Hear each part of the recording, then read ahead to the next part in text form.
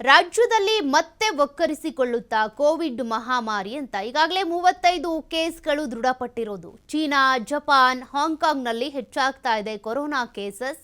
ರಾಜ್ಯದಲ್ಲಿ ಒಟ್ಟು 35 ಕೋವಿಡ್ ಪ್ರಕರಣಗಳು ಪತ್ತೆಯಾಗಿವೆ. ಆ ಕೇಸ್ಗಳಲ್ಲೂ ಕೂಡ ಬೆಂಗಳೂರಿನಲ್ಲೇ 32 ಕೋವಿಡ್ ಸೋಂಕಿನ ಪ್ರಕರಣಗಳು ದೃಢಪಟ್ಟಿರೋದು. ಹಾಗಾಗಿ ಮತ್ತೆ ಕೊರೋನಾ ಅಲೆ ಆರ್ಭಟ ಹೆಚ್ಚಾಗುತ್ತಾ? ಈಗಾಗಲೇ ಹಾಂಗ್ಕಾಂಗ್, ಥಾಯ್ಲೆಂಡ್ ಇರ್ಬೋದು, ಸಿಂಗಾಪುರ್ ಇಲ್ಲೆಲ್ಲ ಕೂಡ ಕೋವಿಡ್ ಕೇಸಸ್ಗಳು ಹೆಚ್ಚಾಗ್ತಾ ಇದೆ. ಅದರಲ್ಲೂ ಕೂಡ ಇದು ಉಪತಳಿ ಅಂತ ಹೇಳಲಾಗ್ತಾ ಇದೆ. ಕೋವಿಡ್ ಪ್ರಕರಣಗಳು ಮತ್ತಷ್ಟು ಹೆಚ್ಚಾಗುವಂತ ಆತಂಕ ಇದೆ. ಸದ್ಯ ಕರ್ನಾಟಕದಲ್ಲಿ 35 ಕೇಸ್ಗಳು ಪತ್ತೆಯಾಗಿವೆ. ಅದರಲ್ಲಿ ಬೆಂಗಳೂರಿನಲ್ಲೇ 32 ಕೇಸ್ಗಳು. ಇನ್ನು ಕೋವಿಡ್ ಪ್ರಕರಣಗಳು ಮತ್ತಷ್ಟು ಹೆಚ್ಚಾಗ್ತಾ ಇರೋದ್ರಿಂದ ಆರೋಗ್ಯ ಇಲಾಖೆ ಈಗ ಫುಲ್ ಅಲರ್ಟ್ ಆಗಿದೆ. ಮತ್ತೆ ಸ್ಯಾನಿಟೈಸ್ ಮಾಡಬೇಕು, ಸ್ಯಾನಿಟೈಸರ್ ಯೂಸ್ ಮಾಡಬೇಕು, ಮಾಸ್ಕ್ ಹಾಕ್ಕೊಳ್ಬೇಕು, ಈ ಎಲ್ಲ ಮುನ್ನೆಚ್ಚರಿಕಾ ಕ್ರಮಗಳನ್ನ ಕೊಡಲಾಗ್ತಾ ಇದೆ. ಮುನ್ನೆಚ್ಚರಿಕಾ ಕ್ರಮ ತೆಗೆದುಕೊಳ್ಳೋದಕ್ಕೆ ಆರೋಗ್ಯ ಇಲಾಖೆ ಒಂದಷ್ಟು ಸೂಚನೆಗಳನ್ನ ಕೊಟ್ಟಿದೆ. ಅಧಿಕಾರಿಗಳಿಗೆ ಸೂಚನೆ ನೀಡಿರೋದು ಸಚಿವ ದಿನೇಶ್ ಗುಂಡೂರಾವ್. ಸಾರ್ವಜನಿಕರಿಗೆ ಹಲವು ಸಲಹೆಗಳನ್ನ ನೀಡಿದ್ದಾರೆ ಆರೋಗ್ಯ ಸಚಿವ ದಿನೇಶ್ ಗುಂಡೂರಾವ್. ಆರೋಗ್ಯ ಇಲಾಖೆಯಿಂದ ಒಂದಷ್ಟು ಮಾರ್ಗಸೂಚಿಗಳು ಬಿಡುಗಡೆ ಆಗಿದೆ.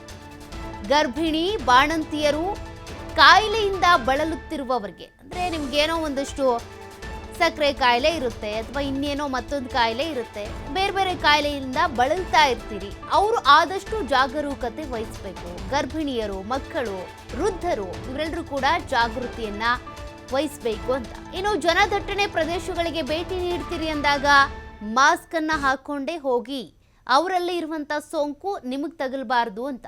ಇನ್ನು ಕೈಗಳ ಸ್ವಚ್ಛತೆ ಬಗ್ಗೆ ಗಮನ ಕೊಡಬೇಕು, ಸ್ಯಾನಿಟೈಸರ್ ಬಳಸಬೇಕು. ಸೋಂಕಿನ ಲಕ್ಷಣಗಳು ಕಂಡು ಬಂದರೆ ತಕ್ಷಣವೇ ವೈದ್ಯರನ್ನ ಭೇಟಿಯಾಗಿ ಪರೀಕ್ಷೆಗೆ ಒಳಗಾಗಿ ಅನ್ನುವಂಥ ಆರೋಗ್ಯ ಇಲಾಖೆಯ ಸೂಚನೆಗಳು.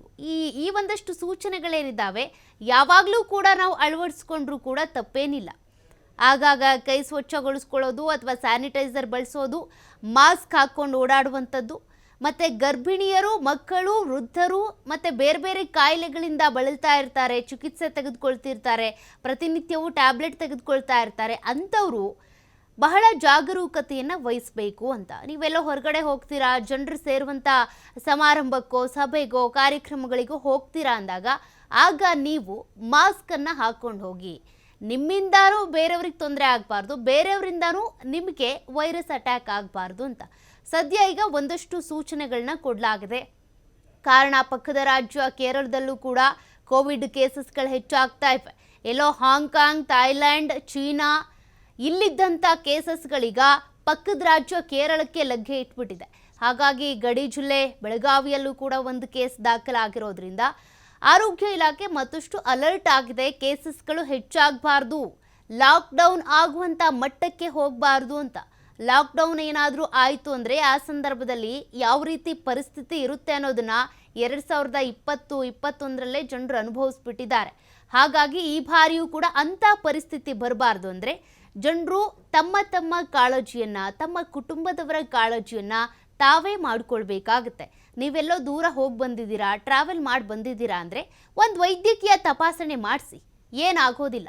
ಏನೋ ಒಂದು ವೈರಸ್ ಇದೆಯಾ, ಓಕೆ, ಒಂದು 7 ದಿನ ಕ್ವಾರಂಟೈನ್ ಆಗ್ತೀರಾ, ಅದಾದ ನಂತರ ನಿಮ್ಮನ್ನು ಗುಣಪಡಿಸ್ತಾರೆ. ಹಾಗಾಗಿ ನೀವೆಲ್ಲೇ ಹೋಗಿ ಬಂದರೂ ಕೂಡ ನಿಮ್ಗೇನಾದರೂ ಒಂದು ವೈರಸ್ ಅಟ್ಯಾಕ್ ಆಗಿದೆ ಅಥವಾ ನಿಮ್ಗೆ ಆ ರೀತಿ ಲಕ್ಷಣಗಳು ಏನಾದರೂ ಕಾಣಿಸ್ತಾ ಇದೆ ಅಂತ ಅಂದರೆ ವೈದ್ಯಕೀಯ ತಪಾಸಣೆಗೆ ಒಳಗಾಗೋದ್ರಲ್ಲಿ ತಪ್ಪೇನು? ನಿಮ್ಮಿಂದ ನಿಮ್ಮ ಕುಟುಂಬಸ್ಥರಿಗೆ ಆ ಕೋವಿಡ್ ಬರಬಾರ್ದಲ್ಲ, ನಿಮ್ಮಿಂದ ನಿಮ್ಮ ಕುಟುಂಬಸ್ಥರಿಗೆ ತೊಂದರೆ ಉಂಟಾಗಬಾರ್ದಲ್ಲ. ಹಾಗಾಗಿ ಆರೋಗ್ಯ ಇಲಾಖೆ ಕೊಟ್ಟಿರುವಂಥ ಈ ಸೂಚನೆಗಳನ್ನು ನೀವು ಫಾಲೋ ಮಾಡಿದ್ರಿ, ಅಳವಡಿಸ್ಕೊಂಡ್ರಿ ಅಂದರೆ ಯಾವುದೇ ಕಾಯಿಲೆಗಳು ಕೂಡ ಬರೋದಿಲ್ಲ. ನೋಡಿ, ಈಗ ಮಳೆ ಆರ್ಭಟ ಹೆಚ್ಚಾಗಿರೋದ್ರಿಂದ ಒಂದು ಕಡೆ ಬೇರೆ ಬೇರೆ ಸಾಂಕ್ರಾಮಿಕ ರೋಗಗಳು ಬರ್ತಾ ಇದ್ದಾವೆ. ಅದೇ ರೀತಿ ಇದನ್ನು ಕೂಡ ಕನ್ಸಿಡರ್ ಮಾಡ್ಕೊಳ್ಳಿ ಅಷ್ಟೇ. ಇದು ಕೂಡ ಒಂದು ವೈರಸ್ ಅಪ್ಪ, ನಾವು ಇದರಿಂದ ಎಚ್ಚೆತ್ಕೊಳ್ಬೇಕು, ವೈರಸ್ ನಮಗೆ ಅಟ್ಯಾಕ್ ಆಗದೇ ಇರೋ ರೀತಿಯಾಗಿ ನೋಡ್ಕೊಳ್ಬೇಕು. ಹಾಗಾಗಿ ನಾವು ನಮ್ಮ ರಕ್ಷಣೆಗೆ ಏನು ಮಾಡ್ಕೊಳ್ಬೇಕೋ ಆ ರೀತಿಯಾಗಿದ್ದರೆ ಸಾಕು ಅಂತ.